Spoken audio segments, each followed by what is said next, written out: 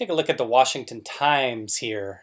Nice little troll job here by Louie Gohmert. Louie Gohmert. As Louie Gohmert raises valid point in call to rename Democratic Party. He proposed a bill where in essence he was saying, and a troll of course, any party that had any ties to any racist organizations should have their names changed or should be abolished altogether. And that's in light of other things, kind of like Civil War statues coming down. They talk about that a little bit here in the article. Let's read it real quick, but like I said, pretty good troll job, pretty funny. Who said politicians don't have a sense of humor? Rep. Louie Gohmert, Republican from Texas, introduced a resolution that would ban the Democratic Party, among other organizations based on historical truths, about the left's embrace of racism and blatant support of slavery. It's a resolution that, yes, is eye-widening, but at least it strikes the right spirit. At least it raises a valid point. Democrats, after all, were slow to the Civil Rights March.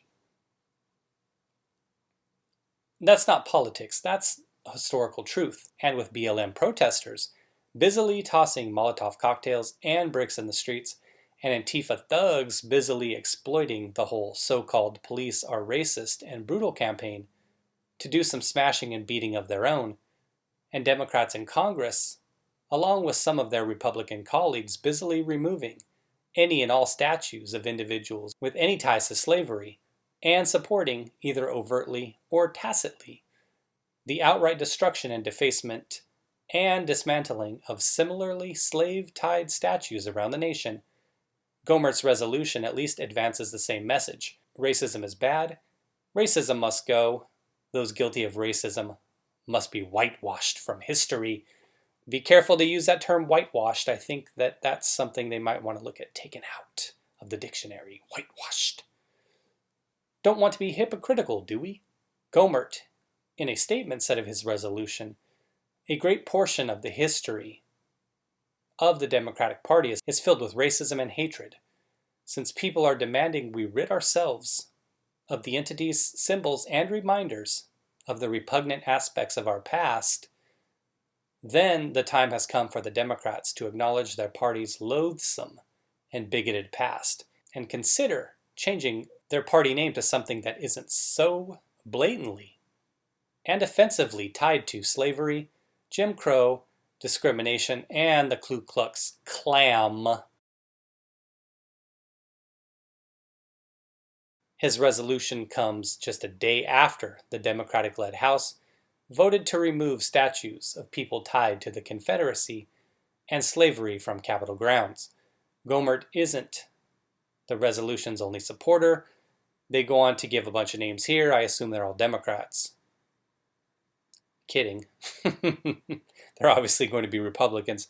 Of course, we all know the Democratic Party isn't going to change its name. Democrats aren't going to give this resolution the time of day except to scoff, mock, deride, or turn up noses in disgust. Maybe they'll take a knee with those kente cloths again once they see this resolution. Pelosi. But they can't escape the truth. They can't run from the ugly truths of the parties. I assume it's past. It's a Times article. That's all the free stuff I get when I archived it. So just wanted to have a little fun with that. Give it a quick read. Obviously it's a troll job.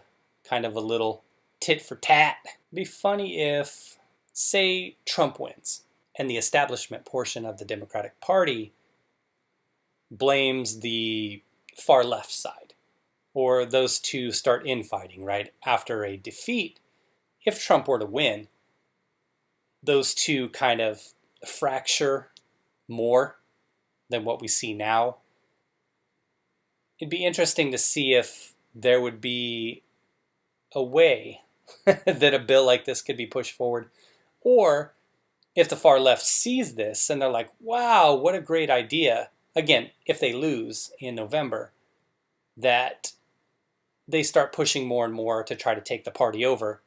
But they themselves proposed this because of, racism and slavery and all that stuff that they like to push on the far left.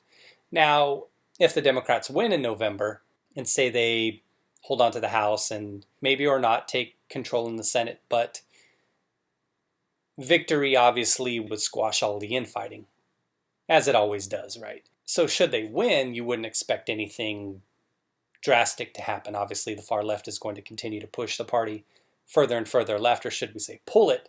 But it would be interesting to see, should Trump win, say the GOP holds the Senate, and maybe picks up some seats in the House. I think it's going to be pretty hard to flip the House. I haven't looked at how many seats are up exactly and what the odds are that they could flip the House, but say they pick up some power in the House. Would the far left try to tear the party down even further and say, hey, look, Trump's reelection is evidence that this isn't working. It's our time now. We're going to take over. And the first thing we're doing is changing the name because of Jim Crow, slavery, civil rights, all that stuff they talked about. Interesting thought. All right, everybody. Thanks for watching the video. Take care.